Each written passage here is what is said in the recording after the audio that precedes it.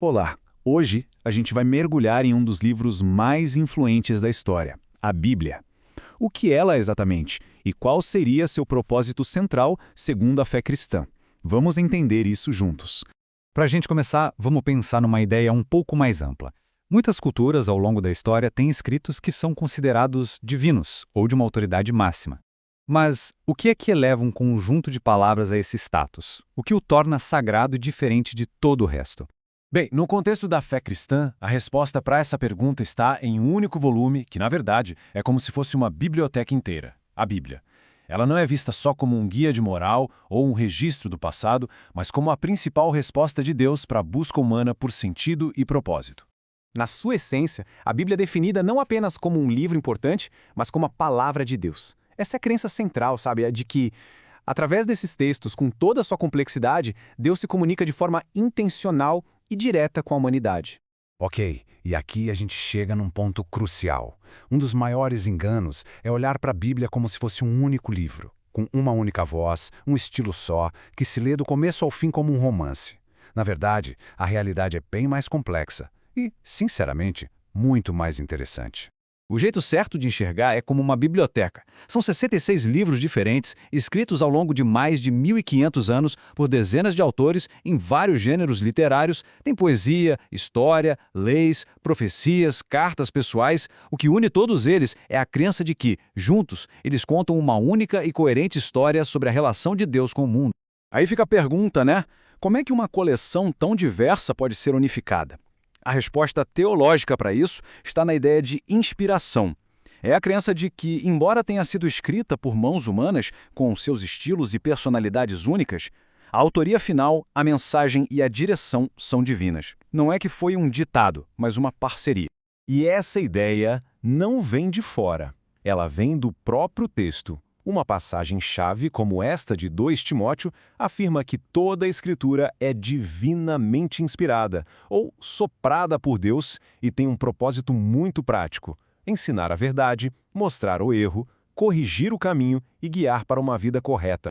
Esse outro trecho de Hebreus aprofunda ainda mais essa ideia.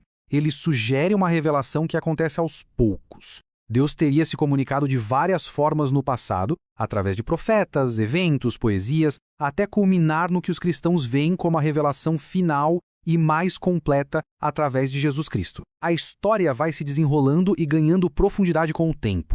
Então tá, se a Bíblia é essa coleção inspirada, diversa e progressiva, qual é a missão central dela? Qual é o grande porquê que amarra todas essas palavras de Gênesis a Apocalipse? O propósito que conecta todos os livros é duplo. Primeiro, revelar quem Deus é, seu caráter e suas intenções. E segundo, apresentar o que é descrito como seu plano de salvação, ou seja, a forma de restaurar e reconciliar a humanidade consigo mesmo e com o mundo.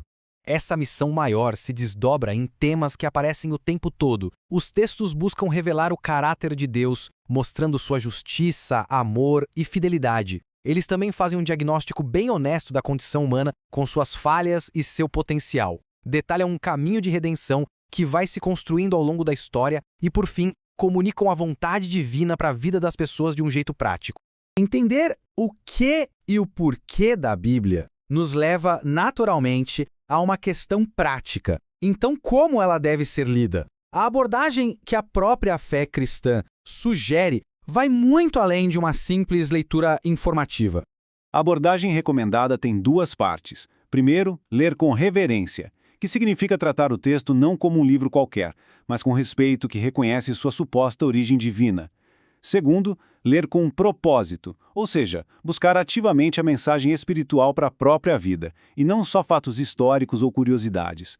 A ideia é que a leitura seja um ato de transformação, não só de informação.